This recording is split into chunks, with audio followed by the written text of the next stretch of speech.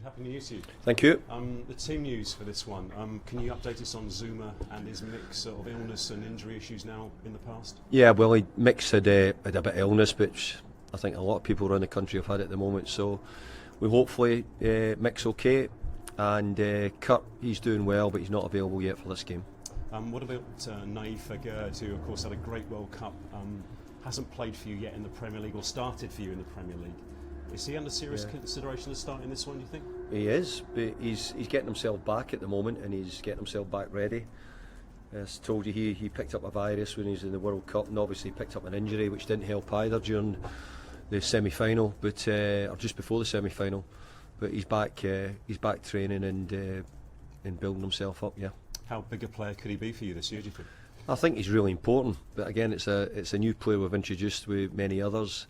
Getting used to the Premier League at times can take a little bit longer than you hope. But we've not had Nath because he picked up an injury at Rangers in a pre-season friendly, and unfortunately we've not had him to start any games yet.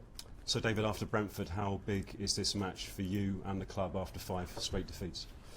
The same as every other game, you get 3 points for it, but obviously the importance of it is really, really big, we know that. But it was the same when we played Brentford on Saturday, and it was the week before when we played with Leicester before then, and Crystal Palace. I can remember those games, Arsenal. So it's very big, but so were they. There's a lot of scrutiny around your position going into this game. How would you say you're feeling pressure-wise going into it? I'm feeling really good because I've got great support from the board. Great support from David Sullivan and the board, who've been right behind me, and it's really good because you can put yourself under pressure a little bit, but overall they've been very, very good, very supportive, and backing me. What would your message be to the West Ham fans, though, who perhaps are calling for a change right now? I don't know if that's words you're using in the wrong words. I think the West Ham supporters have been incredibly supportive. I think they probably see what's going on here in the last 3 years and would probably say the opposite. I think they're desperate for us to do well, and they're desperate for their manager to do well. Sure. Skamaka goes into the new year with only 2 Premier League goals so far. He started 10 games. Can you get more out of him, do you think, this coming year? Yes, we can and we will.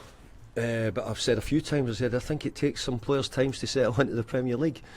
Young centre forward coming from Italy. We think he's got a big future. We like him a lot. I think he's got so many good attributes. But it can take time sometimes, and he's spelled a little bit with Mick at different times this season. But he's had a couple of injuries. He was a bit behind us when he came in pre-season, so it might just take him a little bit longer to get used to it. David, the window is now open. You had a big spend in the summer. What can you do in this transfer window, you think, realistically? Well, I've said to you before, so you actually know the answer. I said to you before that we're probably due to spend no money. We've spent more money, but that might change. You never know. Sure. Just finally from me, Mark Noble is back at the club. How big is that for you? It's great that Mark Noble's here for West Ham and West Ham Football Club and supporters, because he's been someone who gave his whole career to this one club. He's back in, but you've got to remember he's now in a trainee new job. He's training up as a sporting director, and it's great that we have him around for his personality, for what he brings to the football club. But he's training in a new job now to become a sporting director. And just one more, you have won at Leeds the last 2 seasons. How good would a 3rd straight win at Elland Road be? It would be really good. So the idea is that we go there, be positive, which we have been, play as well as we did last week if we can do, cut out a couple of mistakes, and hopefully take the chances when they drop to us. Thank you. Thank you. Hi David. It feels like there's a lot of clubs in the league really suffering with a lack of firepower, and I was wondering, in terms of your experience of being a manager, whether this feels really heightened. I mean, getting a great striker has always been a problem, but it feels like there's so many clubs in desperate need of someone putting the ball in the back of the net. Well, I remember the last 2 years everybody said, you need another striker, you need back up to Mick. Everybody was saying about it all the time, and it's interesting, we had a list of strikers, and quite a lot of the ones you might be talking about at other clubs now, who we didn't get for different reasons, or we couldn't afford, or they didn't want to come. But I think that finding top strikers, now obviously we can all think of Haaland off the top of our head, who has looked unbelievable, better than probably everybody expected. But there's an awful lot of another ones who were in a group who've maybe not quite hit the heights which were expected. So I think that's the way it is. I think finding really good centre forwards at the moment is really difficult. Do you think it's a problem for football generally? I think it is. When you even look back at our history, we moved Marko Arnautovic to become a centre forward. We've moved Mickey Antonio probably to become a centre forward. So you have to say that if you were looking at the centre forwards who really stepped up, there's not been huge amounts. We can all think of Harry Kane and some really top players. Jesus has done brilliantly well at Arsenal since he's gone. But there's probably a lot of new players coming in. That's why I said it. I think that if we were bringing Gianluca into that equation, we're saying a lot of them need time to settle into the Premier League, get used to it, be aware of how it works, the challenges, how tough every game in the Premier League is.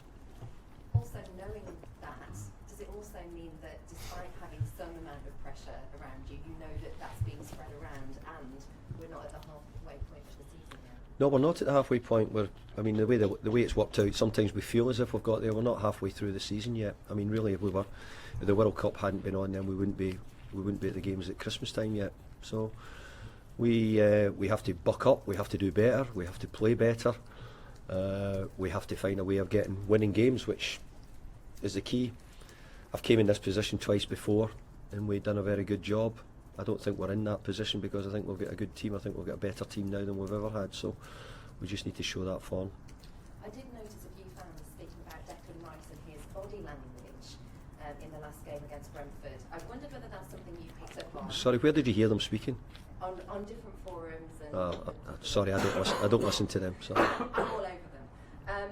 But do you think that that's maybe heightened because of him being away at England? Do you think it's just something that people are talking about because it's spiked a little bit? No, I don't. I think people can have their opinion. If you go on the forums like you do, then you might hear it. I don't, so I'm not really in a position to answer it. But Declan played fantastically well in midweek. Really did. Played really, really well, and he has done for nearly all the time I've been here. He's been in excellent form and he's driven us on, tried to drive us on in midweek there. He done everything he could. So no, I don't hear or I don't see what maybe you're telling me. Finally, on Jesse Marsh, what do you make of his style of play? I think he's got a big part of you. If you understand the Red Bull model, then you'll understand a lot of Jesse Marsh. So the way they play, what he's done, a lot how the likes of Salzburg would play or how Leipzig would play, because the Red Bull model's got an idea of how they play and how they set up. So he's done it very well. He's implicating it very well. It's something which might take a bit of time, but I think he's just beginning to get a little bit of grip of it. He's now had, don't know, maybe 6 months in the Premier League, something like that now. So he'll just be beginning to get a little bit more used to it.